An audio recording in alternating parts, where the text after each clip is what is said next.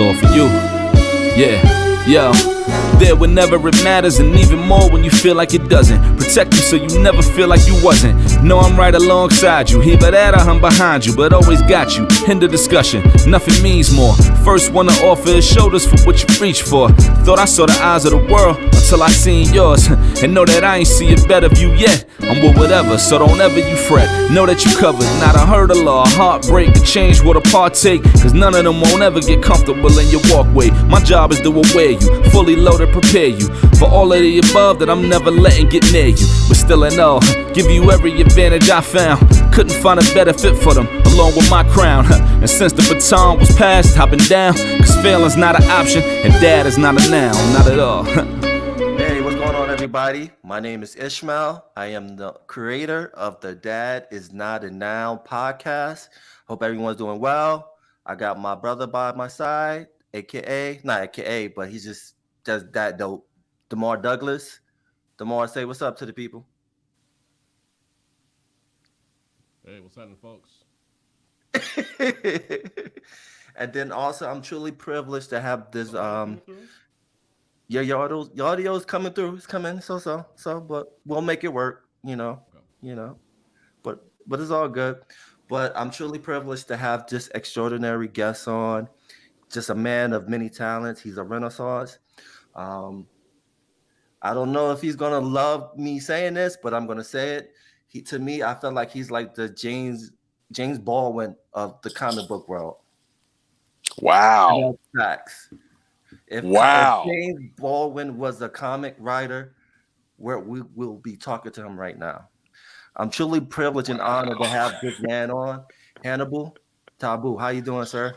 Wow, you put a whole lot on me there, man. I don't know if I can hang with that. I'm good, but wow, that's high praise indeed. Okay, wow. But it's well deserved, man. Because earlier today I did watch what you did in 2016. You did like a little conference on the David Blake rule, which was dope. Yes. One of my favorite presentations. If it don't make money, it don't make sense. So can you kind of break that down for the people? Because I think that's important, because that goes back to knowing your value as a content creator. I can. One of my creative mentors, if not personal mentors, is Christopher Priest, who is the first black editor and the first black writer in mainstream comics. And he used to talk all the time about there's a difference between art for art's sake and art for commerce sake. Art for art's sake is the sort of thing that Emily Dickinson, the poet, did, where she wrote all these hundreds and hundreds of poems and never told anybody about them, and they found them in a trunk in her attic 20 years after she was dead. And through her life, she was never known as a great poet. She was a mom, she was a housewife, she had a life. She did art for art's sake because she didn't care whether you liked it, she didn't care whether it sold, she didn't care whether none of that. If, however, you intend to get paid, however, you intend to put your stuff out into the marketplace of ideas, you got to be able to compete. And that's art for commerce sake. So under that, listening to DJ Quick off the Murders Was the Case soundtrack, because I used to do a lot of entertainment reporting, I heard, if it don't make dollars, it don't make sense. And I was like, you know what? That adds to a lot of things. If you're working in a commercial standpoint, that's really what happens. So despite the fact that, I thought King in Black was terrible, lots of people bought it. So, it is what it is. That's facts. That's fact. And then also not go back, but I'm a strong believer of understanding the difference between diversity and inclusion. Can you break down the difference between the two as a storyteller? Absolutely. Diversity is Jon Stewart, who is the second or third or whatever person that you know to get a Green Lantern ring, being included in the Justice League. Inclusion is that he would have been there all along, that he would have been the first Green Lantern. Inclusion would be that you wouldn't need to add somebody to get a black person because they were already there. And that kind of shifting of the thinking is what happens when, for example, an artist doing a page says, I have to add some black background characters. Well, if you'd added a diverse, a really inclusive crowd in the first place, then you wouldn't have to worry about that. if we reflect the world that is and not the world that we've been told that is, then we normally won't even have to have that issue. That's very true. And then also, talk about what got you interested in storytelling. Well, okay, to keep it 100, it all really starts with George Lucas, because my mom took me to see what's now A New Hope in 1977, and my entire wig was blown off of my head, because I grew up in Milwaukee and Chicago and Memphis, and these kind of what I thought were enormously boring places to be. And the idea that you could leave your boring place where you were and go off and live a life of importance was enormously impactful to me. So when I was 8 years old, I wrote my first novel. It was 220 pages of college rule notebook paper, not the wide lines, but the college rule. And it's terrible. It's so bad. But I finished it. And the next thing I wrote was better than that. And the next thing I wrote was better than that. So I learned the importance of getting an idea, sticking to an idea, finishing an idea. And it just felt like there were all these stories inside my head pushing against my skull, desperate to get out. So I stopped ignoring them. I started listening to them, and I started sending them out to the world. So y'all got to deal with them now. So now they're out of my head. And that's awesome. And then also, that's the important thing too, is storytelling as well as finding your voice. So can you connect those two? Because when you create stories, it builds your confidence. And then you're Absolutely. out there showing it to the world, and then you're confident in when you tell your story. So can you kind of put those two together for me? Absolutely. When I'm at conventions a lot of times, I say something very common when somebody asks me a question about, breaking in, about starting to write or draw or however they want to get into comics. I'm like, there's nobody that can tell the stories that you can tell. We need you here. So whatever you need to do, level up, get the terrible stories out the way, because you got to write them and you got to get them out the way. What do they say about 10,000 hours to master anything? The first 5,000 hours might suck, and that's fine, because you need to get those out of the way to be able to develop yourself as an artist, develop your craft. I mean, you don't go into karate class and get the black belt the first day. You got to work your way up to it, and it's the same basic idea. So along the way, people normally find, who am I? What am I trying to say? What is the specifics of my voice, the cadence of my creativity? And as they find that factors into the mastery that they ultimately will gain. And then how does that apply to fatherhood? Because I think they kind of go hand in hand. Well, fatherhood is a very similar thing where you're going to screw up. There will be times when I remember my oldest, we were walking into a dance recital that my wife was teaching at, and my oldest wasn't paying attention and walked face first into a concrete pole. Not very fast, but enough to bump and be surprised by, right? I was supposed to be watching, but I was looking for something in my pocket. And because I was new at it, I was supposed to probably be like, oh, you're okay. But instead, I busted up laughing. I just started cracking up laughing. So the kid looks at me and starts laughing too, like, it must be funny. And I didn't get in trouble for it for weeks after that. But there will be mistakes that will. For weeks. But literally 90% of the job is just showing up. Because many of us know firsthand, a lot of people don't even bother with that. If you show up for the job, if you're legitimately trying to do right, and you'll make mistakes in the way, you'll learn from those mistakes along the way, that's fine, because showing up is really the most important part of it. And it's similar to showing up for the hours that you have to put in as a writer, as an artist, as a singer, as a rapper, as a sculptor, as whatever you want to be. You have to show up and keep trying and accept you're going to make mistakes on the road. That's part of the process. And part of the process too is I'm a strong believer of affirmation and representation. So what was your first Black action figure? My first Black action figure. Okay. That would be Stalker from the G.I. Joe series.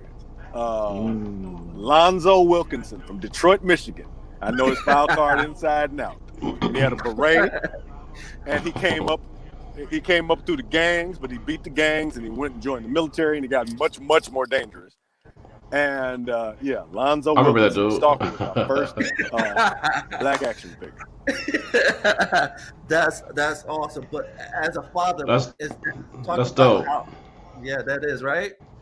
But as a father, talk about that aspect to your children too, and you make that psychological intention to buy them like action figures or stories that look like them. Well, absolutely. Yeah, we're very specific. My wife was very specific very early on that there would be no white dolls in our house, which was fine. I had action figures, and I knew that my youngest in particular, who I was able to get on board with me as a Star Wars fan, liked Leia. So I could get a Leia action figure because I would also get an Adigalia action figure. And I was like, well, Leia's tough, but Adigalia got a lightsaber. Adigalia got a what? So Leia sometimes falls to the side, and Adigalia takes the center of things. Likewise, I wasn't into the kind of gender normal, heteronormative sort of thing. So my daughter had a gang of action figures and Transformers and all kind of stuff.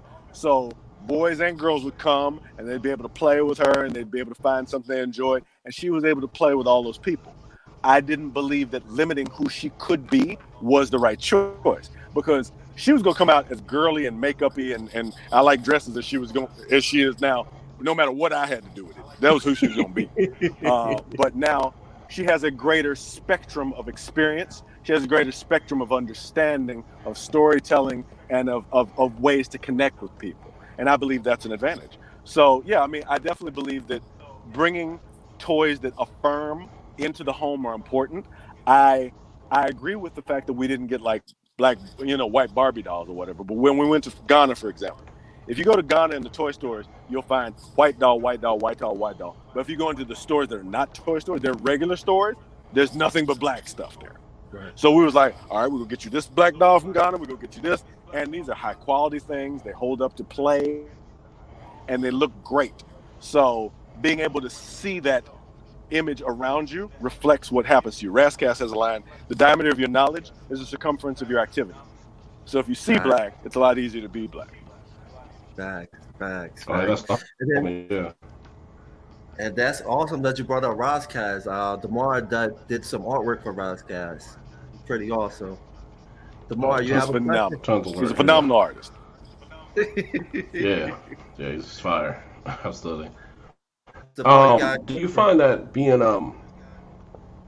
is the mic on? Yeah, you're good. Can you hear me? Bro. Yeah. Oh, okay. Because I was having that problem earlier. All right, so do you find being a challenges being of the melanated origin in this particular industry, like roadblocks or being kind of, how they have like Hollywood, then they have like Black Hollywood. Do you find that there's a definitive distinction at the comic or animated industry from your experiences?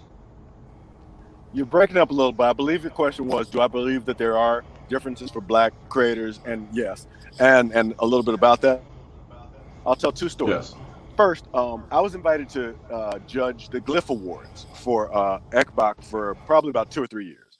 And I got a lot of comics sent to me that I was like, somebody submitted this and thought this should get an award. And these were not professional grade works. They were not.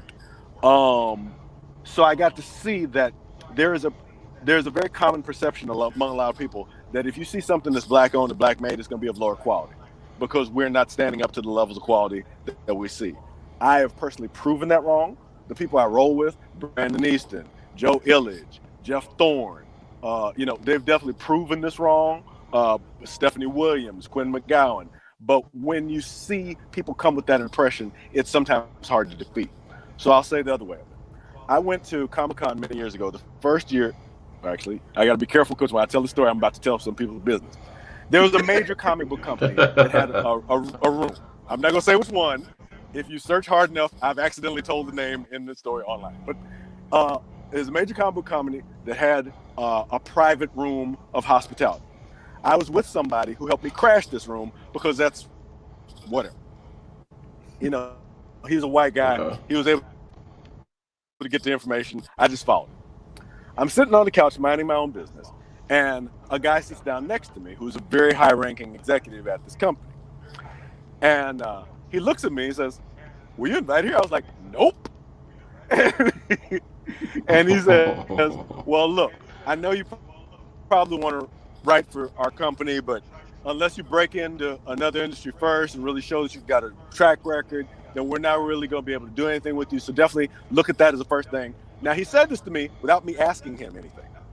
He said this to me without knowing that I was the managing editor of Rap Pages, which had 250,000 copies a month. He said this to me without knowing that I was also the editor of the Los Angeles Herald-Dispatch, which went out to 60,000 people a week. So the idea of his little chintzy 10,000 sales in comics or whatever is cute or whatever, but it's not really where I bought. So I said to him, I'm like, "Well, first of all, I didn't ask you for anything. I don't want anything from you. But thank you for letting me know that the door was closed before I even went to look. You've been enormously instructive." And he says, "Oh, I didn't mean it that way." I'm like, "No, you kind of did. And I'm going to get up and walk away from you now." And I did.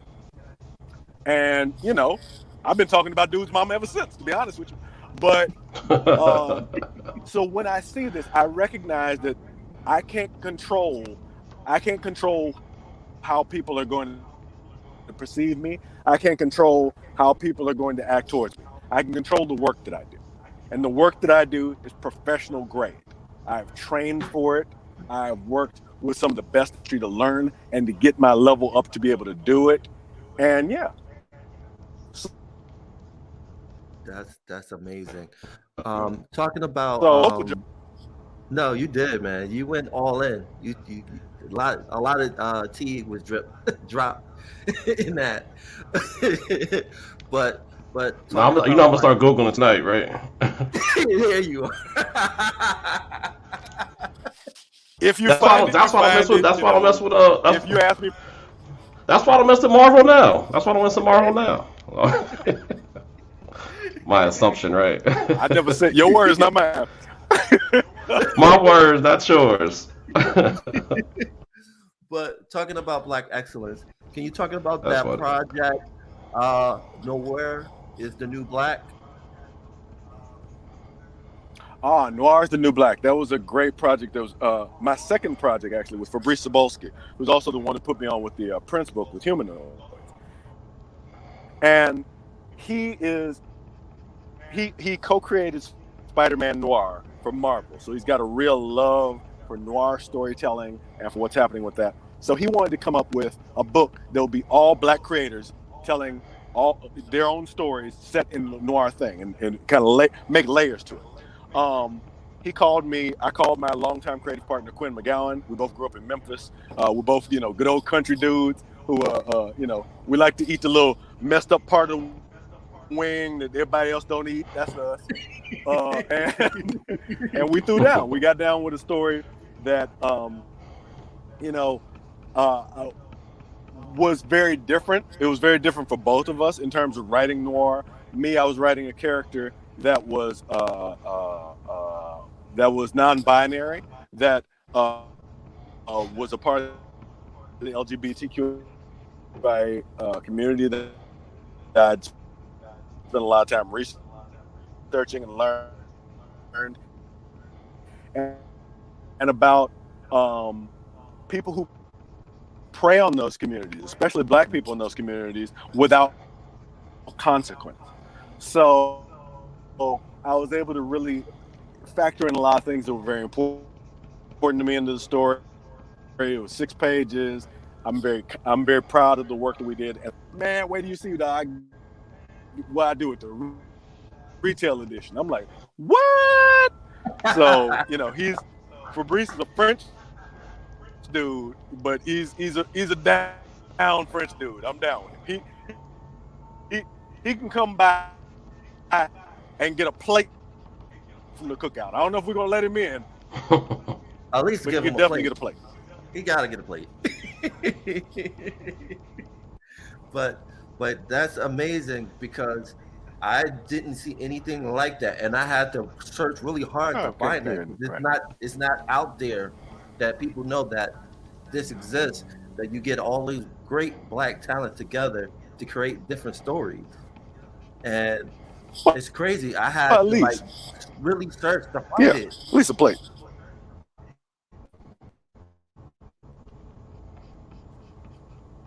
Mm-hmm. Hello, are you there? Yeah, the market doesn't really give us a lot of things that we need, honestly. Hear me all right? I can hear you now. It was a little kind of. Can you hear me okay? I can hear you good now. Because y'all are lagging a little bit on me. Okay. All right. Anyway, like Whitney said, it's a lonely place to be, so I had to learn to depend on me. So that's what it is. If the market ain't gonna create what we need, we got to create it ourselves. That's facts. And talk about this new project. I'm a big fan. I feel that. I'm a big fan of the project right now. Demar is working on Prince right now, but the book is basically You're fading out a little bit on me. I'm sorry. Say again. Is that better now? Am I fading out still, or there you go. Yeah. You were going a little robotic on me. Okay, but yeah, I'm getting a little robotic tint from you, but I'm gonna try to make it through. What I like about this project, the MPLS, is a tribute to the sound of Minneapolis. So can you kind of talk about that?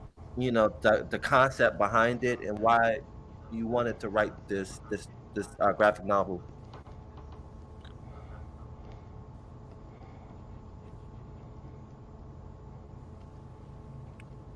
Could you hear me, or I was still sounding kind of robotic? Yeah, I can. Okay. Fabrice called me out of the blue. Like he said, I've been researching your work, and I was wondering if you could come by to the offices of Humanoids and talk to me about something. I'm like, all right, sure, whatever.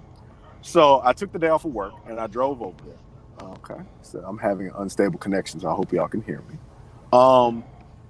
Anyway, and he asked me to come over there, and I'm under a airplane passing. Did I lose you guys? No, I'm here. I can hear you. We can hear you. Okay, good. All right, so he calls me over, and I go over to the Humanoid offices, and he has me sign a non-disclosure agreement, which I'm like, oh, okay, we getting serious, okay. Then he starts to tell me about these books that he wants to do, Ignited, Omni, and how he's going to revolutionize superheroes and the idea. I'm like, this sounds dope. He's like, great, forget about all that. None of that matters. I'm like, but what? You got me all hot and bothered about that? What's going on? And he says, I want you to write a book set in the early 1980s in Minneapolis, because I've been reading your work as a journalist. I've been reading your work as a comic book artist. I think you got the right set of skills to bring this to market, and I really want you to get down. I was like, okay, cool. So we do a scary amount of research. I get actual people from Minneapolis, both white and black, to interview them. I'm able to go through their stories, find out about the little nooks and crannies of their lives that everybody don't know about Minneapolis. And then the publisher brought on Joe Illidge and Meredith as an artist, and we really put together a book that we all are very proud of, that speaks to that era and both the triumphs and challenges of it. Because I mean, as much as I love Prince, as important as he's been to my personal development, there were issues of colorism, there were political challenges with specific things he was doing there that, we are who we are, everybody ain't perfect, but I believe we presented it in a way that was fair and a way that had a lot of love. Definitely. Can you also talk about what did you learn that you didn't know about Prince before, but now you know from doing all that research? Well, one of the things I didn't know was how broke Prince was at one point. Prince, there was a story about him in high school after he got kicked out of his folks' house, where he would stand outside of a burger place so he could smell the hamburgers that he couldn't afford to buy. Another thing that really struck me was his high school music teacher was interviewed by Touré in a book about Prince. And the music teacher said he wasn't even the most talented dude in the class. There was a lot of people who were significantly better musicians than him, but none of them were willing to work as hard as he was. None of them were as willing to put it all on the line the way he was. And that made me think, if he wasn't the most talented dude in your class, and he was Prince, who did we miss an opportunity to hear based on the fact that society is set up this way that they didn't get the same opportunity? They didn't get the same room to grow because maybe they had family stuff. We don't know their stories. And I think that's something that was taken from us, honestly. Definitely. And then also, can you talk about like the because when I think about the Minneapolis Sound, um, like what I've learned is that it starts back from the 50s. Can you kind of are you able to talk about like the unsung heroes of that sound before Prince? I can to a certain degree. I mean, Minneapolis was a musical hub for the country because at the time, I mean, as of the late '80s, about a third of the cassette tapes that were made in the entire world were either made in Minneapolis or shipped through Minneapolis. So, because of this, a lot of music industry people would go through there, and it became a very strong town for breaking talent and for showing talent. A lot of people were coming up through this scene there. And when you get to, in the 80s, when you had stuff like Husker Du and the Replacements, there was a very strong punk era in Minneapolis that people thought was going to be the thing. They thought this is where we're going to have the next Clash, this is where we're going to have the next Sex Pistols. And those groups ultimately fell by the wayside. Prince had an idea. He had a very crystal clear idea that he could make a lane for himself that nobody else was in, and he could run the table. And he was right. Now, in doing so, he recognized some unfortunate realities. He said, Brown Mark, you too dark, you too big, you not getting no record.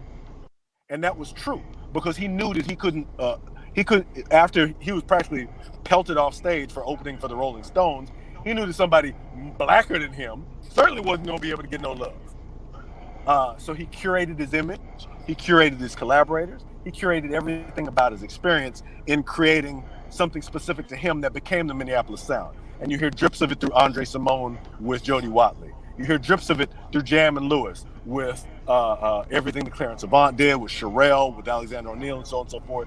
The SOS Band. So all of this kind of came together in a place that was literally driven by music. A lot of people would go and make cassettes all day at this factory and then go out and jam all night.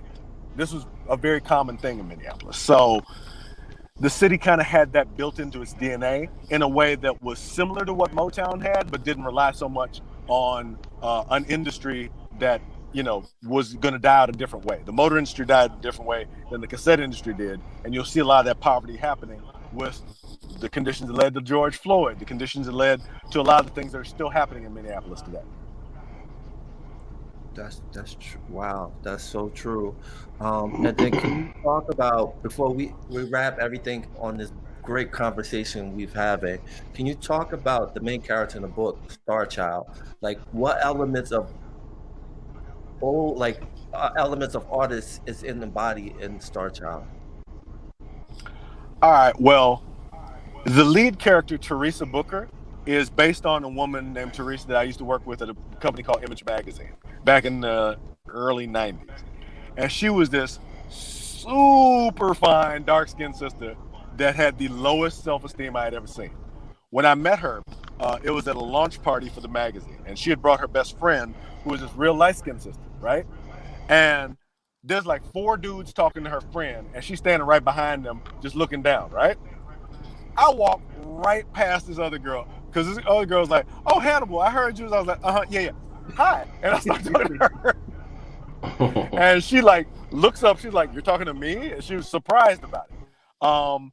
And that kind of being used to being overlooked element played heavily into the character. The physical character is based very strongly on the Teresa that I knew. A lot of those things are very intentional. So then I factored in another person I knew, who was this dude. When I was at junior high in Memphis, there was a cat named Ellis. He was 6'3" in 8th grade, probably 210, 220 pounds. He was a big dude, right? But he was a sweetheart. You don't want to cross him, but he was a sweetheart. So Ellis factored into that, and I felt he was the right foil to stand at the side of her. And the name Starchild came from the song Make My Funk to P-Funk. There's a part where it says, "We're not leaving yet, y'all. Stay tuned for Starchild." I was like, oh, this is who's coming up next. They would have taken that as an invitation. And when that all came together as this band of kind of multi-ethnic people in a kind of a Sly and the Family Stone model, it showed me some of what could have happened that the machine in Minneapolis wasn't set up to do. you couldn't have done Sly Stone in Minneapolis because he was too dark. You could, he had to make a lane for himself, but that lane was only so wide. Prince was like, I'm trying to have a bigger lane than that. And if that lane is in America, that lane has got to be light. And sorry, not sorry. And that's what it is. That's what it was. That's facts. And do you see this actually becoming an actual real life film? I mean, I'm trying to see what I should say. I could definitely see some people being very interested in this work. I could definitely see it being translated onto the big screen. The only challenge is if people's estates and if people are legally willing to let their likenesses and names be used. That's a problem for lawyers. I don't really do that. I'm just here to write stuff. But yeah, they're in the same vein of Almost Famous, in the same vein of a lot of great music films. This definitely would do well to show that side of Minneapolis in a way that Purple Rain, because of its kind of mythic nature, could not. And I could see this being like a Purple Rain-esque film. If the stars align together and it happens, if it happens, hope it happens. But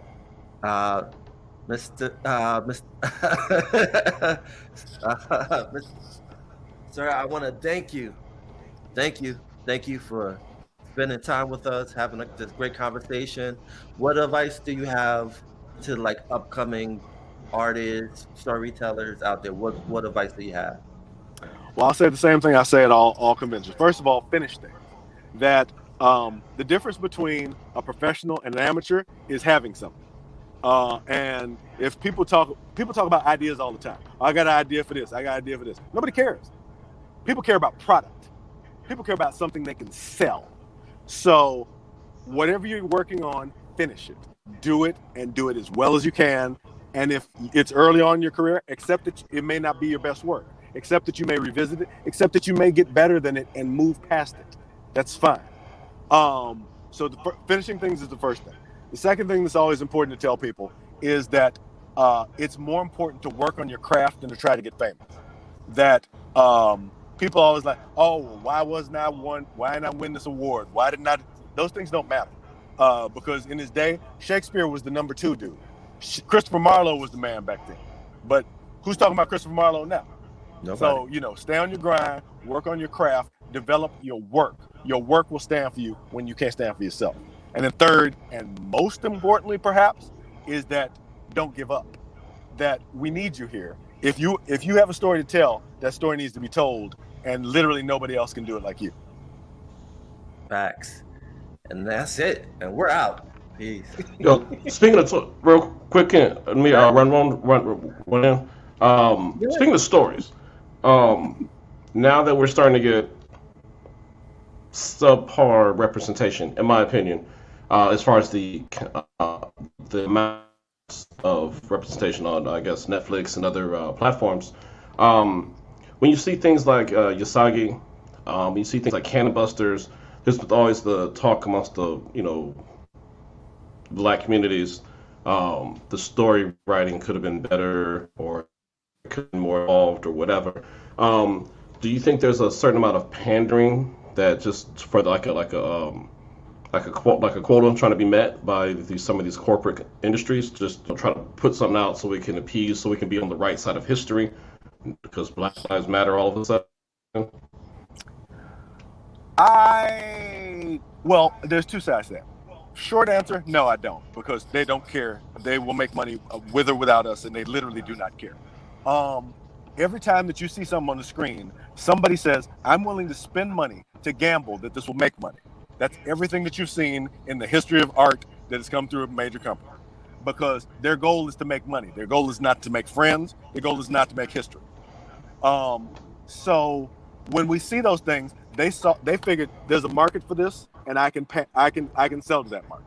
Now, whether those things worked or not are a question of craft. But I mean, my personal belief, and I say this all the time, I'd rather be ignored than insulted.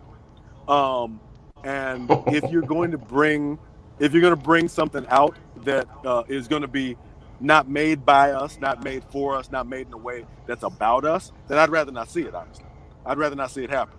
I don't stand in the way of nobody else getting a check, because I know how hard it is getting these jobs out here. I get that. But I have the luxury, because I have a day job and because I am a jerk and I don't care, I have the luxury of saying no when I don't believe in something. I have the luxury of saying, this ain't for me, this ain't for us, and it's not going to happen. If other people need to do things other ways, they're welcome to. I'm not here to judge them. I can only walk my own path. So, no, I don't believe that there's pandering. I do know, however, I will say the other side of that answer. I was on the phone with Kevin Grievous, and this was after Black Panther came out. And he says, is it just me, or have you noticed that you're getting a lot more calls? I'm like, what do you mean? He's like, I've taken 5 meetings this week with people who were really excited about things and talked to me. And at the end of every meeting, they're like, yeah, because we love Black Panther. After Ryan hung $1 billion on him in 27 days, they was like, hold up, there might be some money here. We need to look into this money. And I likewise, the Humanoids call came after Black Panther. I got a number of gigs that came after that. I'm not gonna lie, that I ain't take some meetings, I ain't get some money. But the work that I put out, I would stand by. It ain't no okey doke work. So, when I look at works that I have coming out, like I've got a new miniseries coming out from Wonderman Comics called War Medicine, which is a supernatural Western with a half Black, half Cheyenne lead, a woman, a sister. And I'm proud to see this work. I'm proud to see the research I put into this work and the detail that I put into it. So, do I think the companies are pandering? No. What I think you're seeing is that my creative partner, Quinn McGowan, said this. He's like, I know what I can do as an artist, but I am not a writer.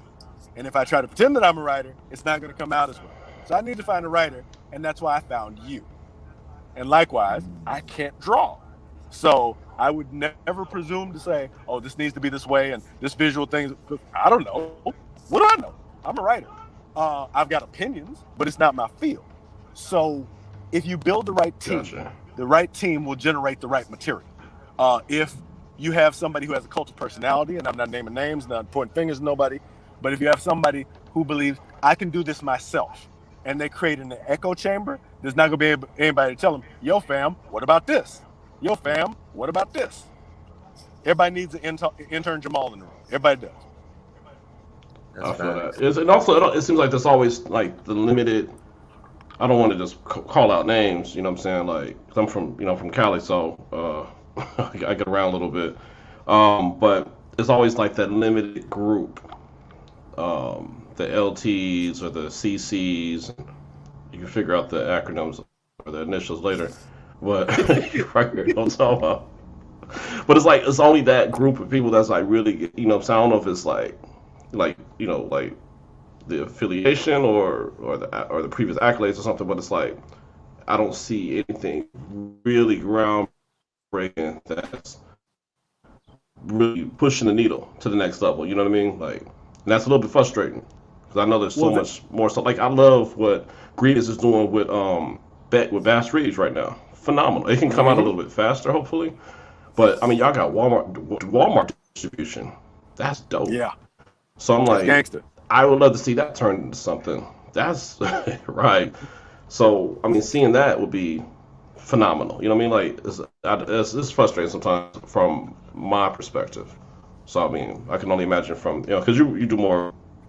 I'm more illustrator, fine artist. I know you're heavy on the comic book stuff, so I can imagine the frustration levels that possibly could be there. Well, I mean, I'm old enough to know the game now, and there's a saying in Hollywood: everybody wants to be second, nobody wants to be first.